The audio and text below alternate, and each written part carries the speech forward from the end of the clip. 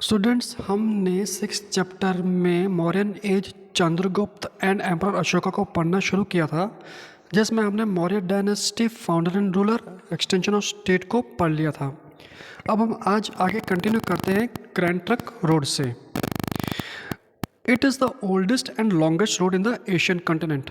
अब आप समझते हैं कि एशियन कंटिनेंट किसे कहते हैं। एक कंटिनेंट, लैंड मास बड़ा वाला, जो कि कंटिनेंट कहलाता है, और इस कंटिनेंट का नाम है एशियन कंटिनेंट। तो एशियन कंटिनेंट में ये जो ग्रैंड ट्रंक रोड है, ये सबसे पुरानी और सबसे लंबी रोड है, और इस रोड को चंद्रगुप्त मौर्य के टाइम पीरियड में बनवाया गया था। This road was first constructed at the time of Chandragupta Maurya. It is used to connect Tamralipti with Takshashila and Takshashila with central Asia. और ये जो रोड बनी थी, ये ताम्रलिप्ति से लेके तक्षशिला तक और तक्षशिला से लेके सेंट्रल एशिया तक जुड़ी थी। At the time this road extended from the Ganges plain to Gandhara. और इस टाइम में ये रोड एक्सटेंड हुई थी, बड़ी थी, गैंजेस प्लेन से लेकर गांधार तक। ये जो नाम है, ये नाम आज नहीं, ये पहले के टाइम के नाम है। गैंजेस प्लेन मतलब नॉर्थ इंडिया के पार्ट का जो प्लेन है, उसे गैंजेस प्लेन कहते हैं। The road was rebuilt during the reign of Sher Shah Suri. और इसी रोड को दोबारा बनाया गया था जब शेरशाह सूरी रूल कर रहे थे। रेन यानी रूलिंग पीरियड। शेरशाह के रूलिंग टाइम में इस रोड को दोबारा बनाया गया। दोबारा क्यों बनाया गया होगा? हो सकता है पहले जब रोड बनी हो उसमें कुछ टूट फूट हो गई हो, कहीं कुछ खराबी आ गई हो, तो उसको ठीक करने के लिए रीबिल्ड किया गया था। ऐसा नहीं कि सारी रोड तोड़ के दोबारा बनाई गई। रीबिल्ड यानी दोबारा बनाना, लेकिन नए सिरे से नहीं, उसी को ठीक कर देना को भी हम बोलेंगे कि रीबिल्ड हुई। During British rule, Dalhousie rebuild the road from Calcutta to Peshawar. और इसी रोड को दोबारा डलहौसी ने रिबिल्ड करवाई, दोबारा बनवाई, कोलकाता से लेके पेशावर तक। पेशावर आज पानीपत में है और कोलकाता वेस्ट बंगाल में, इंडिया में। तो इतनी बड़ी रोड बनाई जिसको रिबिल्ड किया गया। At present this road is known as national highway from Delhi to Kolkata. और इस ग्रैंड ट्रंक रोड को आज हम नेशनल हाईवे का नाम देते हैं, जो कि दिल्ली से लेके कोलकाता तक जुड़ी हुई है। हम कह सकते हैं कि नॉर्थ से लेके ईस्ट साइड तक को जोड़ने वाली एक रोड है, जिसका नाम है ग्रैंड ट्रंक रोड। अब हम पढ़ते हैं बिंदुसार। 297 to 273 BC। ये 297 से लेकर 273 जो टाइम पीरियड है, कि इस टाइम से लेकर इस टाइम तक, 297 से लेकर 273 तक। After the death of Chandragupta, his son Bindusara came to the throne of Magadha. अभी हमने देखा था कि मगध के जो स्टैब्लिश किया था वो चंद्रगुप्त मौर्य ने किया था। अब चंद्रगुप्त मौर्य की डेथ के बाद उनके जो सन है बिंदुसार, उन्होंने मगध का राज्यभार संभाला। He retained the huge kingdom inherited from father Chandragupta and gifted the same to his son Ashoka।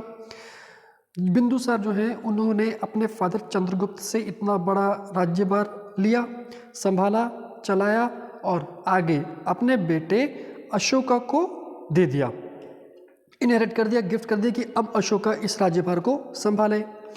It can be considered as one of his greatest achievement. और इससे अशोका का एक ग्रेटेस्ट अचीवमेंट कंसिडर किया जा सकता है। During the rule of Bindusara, prince Susima was appointed governor of Takshashila and prince Ashoka of Avanti.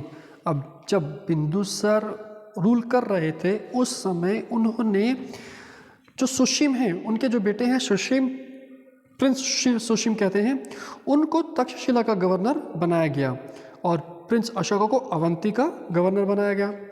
Sushim failed to control the rebellion in Takshashila during his time. अब जब सुशीम को तक्षशिला का गवर्नर बनाया गया, उस समय तक्षशिला में जो भी झगड़े हुए, जो भी आगे पीछे के काम हुए जो नहीं होने चाहिए थे, उनको सुशीम संभाल नहीं पाए, कंट्रोल में नहीं रख पाए। जबकि while Ashoka successfully suppress the rebellion, Ashoka उन झगड़ों को कंट्रोल करने में सक्षम रहे, सक्सेसफुल रहे। Bindusar did not conquer any new territory during his reign, but maintained friendly relations with Greek kings. अब जब बिंदुसार रूल कर रहे थे, उन्होंने उनको जो साम्राज्य मिला, उनको जो राज्य मिला, उनको जो किंगडम मिला, उतने ही किंगडम पर उन्होंने रूल किया। कोई नए टेरिटरी को उन्होंने अपने साम्राज्य किंगडम में ऐड नहीं किया। अब जितना किंगडम बिंदुसार को चंद्रगुप्त मौर्य से मिला था, उतने ही किंगडम में, उतने ही टाइम पीरियड में उन्होंने पड़ोसी राज्यों के साथ फ्रेंडली रिलेशंस बना के रखे, ग्रीक किंग के साथ अच्छे रिलेशंस बनाकर रखे। He reign on the throne of Magadha for 25 years, और उन्होंने बिंदुसार ने 25 ईयर्स तक मगध में रूल किया। अब हम देखते हैं अशोका के बारे में, जिनका टाइम पीरियड है 273 से लेकर 232 BC। हमने देखा बिंदुसार का जो टाइम था वो 297 से लेकर 273 तक था। अब यहाँ जहाँ 273 में ख़त्म हो रहा है, वहाँ पर एम्परर अशोका का टाइम पीरियड 273 से शुरू होता है और 273 से शुरू होकर 232 BC तक चलता है। After the death of father Bindusara, Ashoka had clashes with elder brother Sushim and half brother, step brother। अभी अशोका के फादर बिंदुसार की डेथ होने के बाद अशोका के उनके बड़े भाई सुशीम से क्लैशेस हुए, झगड़े हुए, और बड़े भाई के साथ साथ उनके हाफ ब्रदर जो कि स्टेप ब्रदर, जिसको हम कज़न ब्रदर कहते हैं, उनके साथ भी क्लैशेस हुए। Thus he came to power, but his coronation was done after 4 years in Pataliputra. अब क्लैशेस हुए, लड़ाइयाँ हुई, झगड़े हुए, जीतने के बाद उनको पावर मिली, लेकिन जो राजा बनना था, वो राजा बनने का जो काम है, जो प्रोसेस है, वो 4 साल के बाद हुआ। पाटलिपुत्र में हुआ, जो कि उस समय का कैपिटल था मगध का। तो मगध के कैपिटल पाटलिपुत्र में उनका राज्याभिषेक जो ऑफिशियल रूप से होना चाहिए था, जब कहा जाए कि हाँ अशोका राजा हैं, वो अपने बड़े भाई स्टेप भाई की लड़ाई को करने के बाद, उनसे जीतने के 4 साल के बाद हुआ। After the coronation Ashoka increase the royal inheritance inherit from his father. अब बिंदुसार को जितना राज्य मिला, साम्राज्य मिला, किंगडम मिला अपने फादर से, उन्होंने उसमें कोई बढ़ावा नहीं किया। जितना साम्राज्य मिला था उतने ही साम्राज्य में 25 साल तक पड़ोसी राज्यों के साथ फ्रेंडली रिलेशंस के साथ राज्य किया। लेकिन अशोका ने इस इनहेरिटेंस जो कि उसके फादर से जो ये साम्राज्य मिला था, उसमें अशोका ने इंक्रीज किया, बढ़ाया। According to his stone inscription, his empire extended from Kandhar and Peshawar on the northwestern border to Nepal in northern India, up to Mysore, present-day Karnataka in the south, Gujarat, Saurashtra in the west, Magad, present Bihar, in east, Kalinga, present-day Odisha। तो अशोका ने इस kingdom को कहाँ से कहाँ तक बढ़ाया? तो इन्होंने कांधार, पेशावर, जो कि नॉर्थ वेस्टर्न साइड में पड़ते हैं, वहाँ से लेकर नॉर्थ इंडिया में नेपाल तक अपना साम्राज्य को, एक किंगडम को बढ़ाया, और साउथ में मैसूर, जो आज कर्नाटक है, वहाँ तक, और गुजरात सौराष्ट्र में, मतलब वेस्ट में, जो मतलब वेस्ट इंडिया में जो गुजरात सौराष्ट्र है वहाँ तक, और अगेन ईस्ट में मगध, जो कि आज बिहार है, उस समय मगध कहलाता था, और कलिंगा, जो कि आज प्रेजेंट डे उड़ीसा, इतना बड़ा राज्य अशोका ने बनाया। अब इसके बाद हम देखते हैं, समझते हैं battle of Kalinga and Ashoka's reversal heart change, कि कलिंगा की जो लड़ाई है और वहाँ पर से अशोका में जो अशोका के सोच में जो चेंजेस आते हैं, दिल में जो चेंजेस आते हैं, उसको समझते हैं। Kalinga situated in the neighbourhood of Magadha was a part of Magadha empire at the time of Nanda kings. अब ये जो कलिंगा है वो मगध के नेबरहुड था, पड़ोसी राज्य था, जो कि उस राज्य है जो कि उस समय मगध एम्पायर का ही पार्ट हुआ करता था। नंद किंग्स वहाँ पे उस समय रूल कर रहे थे। But after establishment of Mauryan empire it became independent. और मौर्यन एम्पायर के एस्टैब्लिश होने के बाद ये जो कलिंगा है वो इंडिपेंडेंट हो गया था, अकेला हो गया था, अलग हो गया था। Ashoka, who wished to make Kalinga a part of the Magad Empire again, declared war on King Jayant of Kalinga in the 8th year of his coronation.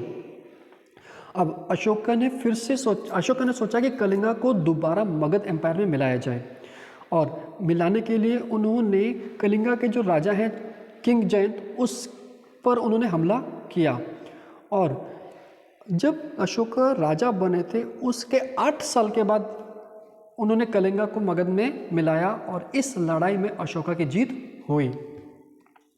After achieving victory in the war, Ashoka saw gloom and sorrow everywhere in the field as well as in the city.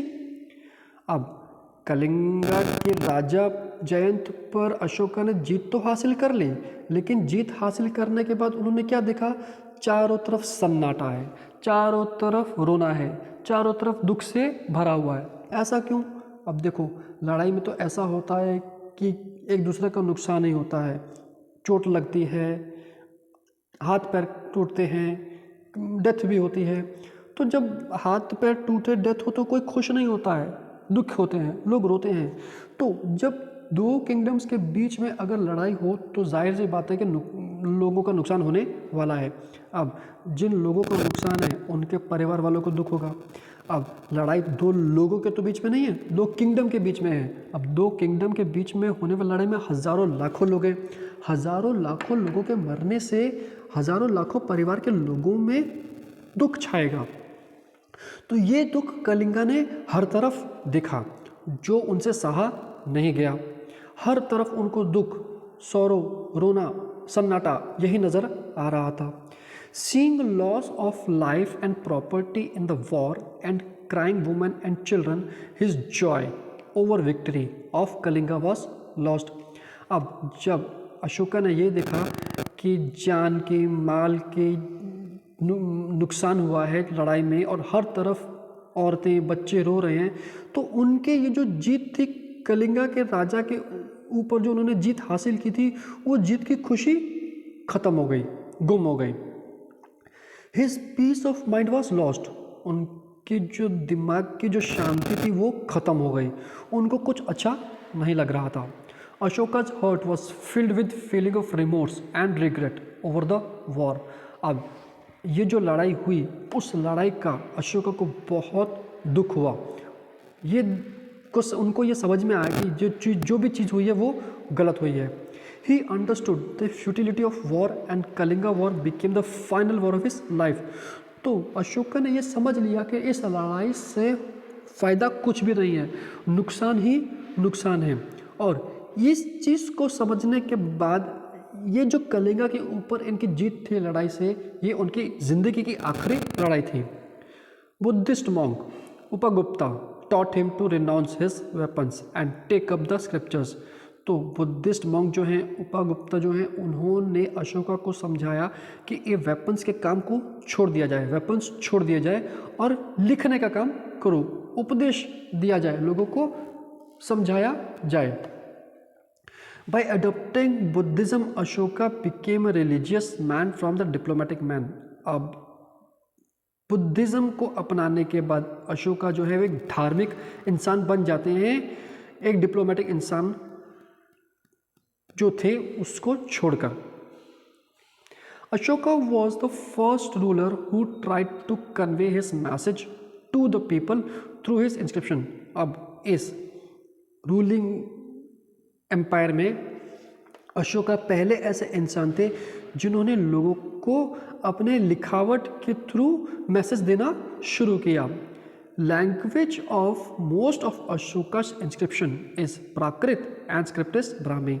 और जो अशोका के inscriptions की script की जो language थी वो ब्राह्मी और प्राकृत थी।